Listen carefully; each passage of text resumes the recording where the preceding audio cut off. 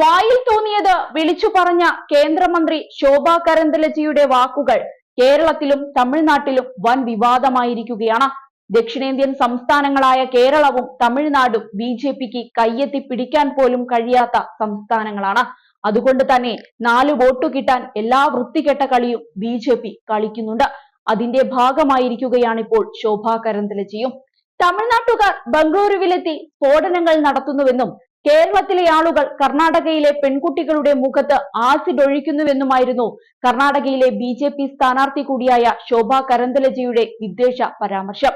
ബംഗളൂരുവിലെ രാമേശ്വരം കഫേയിൽ അടുത്തിടെയുണ്ടായ സ്ഫോടനവും പ്രണയാഭ്യർത്ഥന നിരസിച്ചതിന് മംഗളൂരുവിൽ കോളേജ് വിദ്യാർത്ഥിനികൾക്ക് നേരെ മലയാളി യുവാവ് നടത്തിയ ആസിഡ് ആക്രമണവും സൂചിപ്പിച്ചായിരുന്നു ശോഭയുടെ വിവാദ പരാമർശം.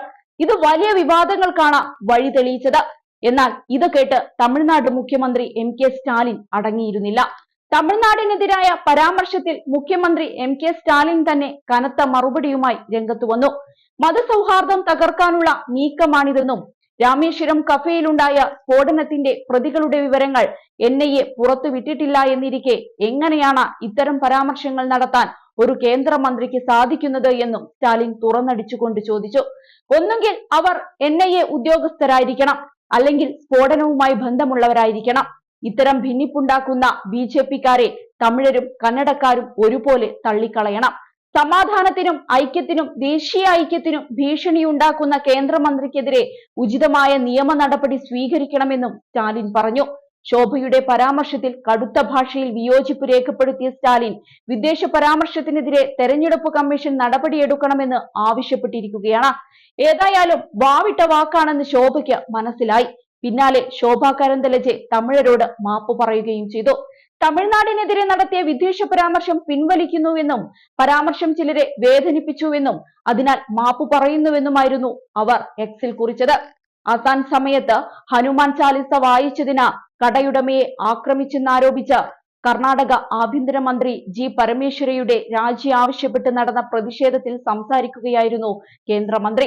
അതിനിടയിലാണ് അവർ വിവാദ പരാമർശവും നടത്തിയത്. സംഭവസ്ഥലത്ത് സ്ഥിതിഗതികൾ നിയന്ത്രിക്കാൻ ബംഗളൂരു പോലീസ് ശോഭ ഉൾപ്പെടെയുള്ള നേതാക്കളെ കസ്റ്റഡിയിലെടുത്തിരുന്നു.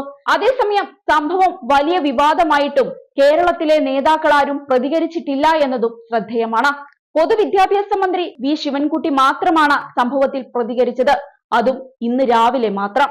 ശോഭാ കരന്തലജിയുടെ കേരളത്തെ കുറിച്ചുള്ള പരാമർശം അങ്ങേയറ്റം അപലപനീയമാണ് എന്നും മലയാളികളെ നാണം കെടുത്തുന്ന ഈ പരാമർശത്തെ മലയാളിയുടെ ആത്മാഭിമാനം കണക്കിലെടുത്ത് കേരളത്തിലെ ബി.ജെ.പി നേതാക്കളും സ്ഥാനാർത്ഥികളും അപലപിക്കുമോ എന്നുമാണ് ശിവൻകുട്ടി ചോദിച്ചത്. ശോഭാ കരന്തലജിക്കെതിരെ തെരഞ്ഞെടുപ്പ് കമ്മീഷൻ നടപടിയെടുക്കണമെന്നും അദ്ദേഹം ആവശ്യപ്പെട്ടിട്ടുണ്ട്. കേരളത്തിനെതിരെ ഇത്രയും വിദ്വേഷകരമായ പരാമർശം നടത്തിയിട്ടും ഭരണപക്ഷമോ പ്രതിപക്ഷമോ പ്രതികരിച്ചിട്ടില്ല. കേരള നേതാക്കളുടെ മൗനം സോഷ്യൽ മീഡിയയിലും ചർച്ചയാവുകയാണ്. നേതാക്കൾ പ്രതികരിക്കണമെന്ന ആഹ്വാനവും വിവിധ കോണുകളിൽ നിന്ന് ഉയർന്നു വരുന്നുണ്ട്.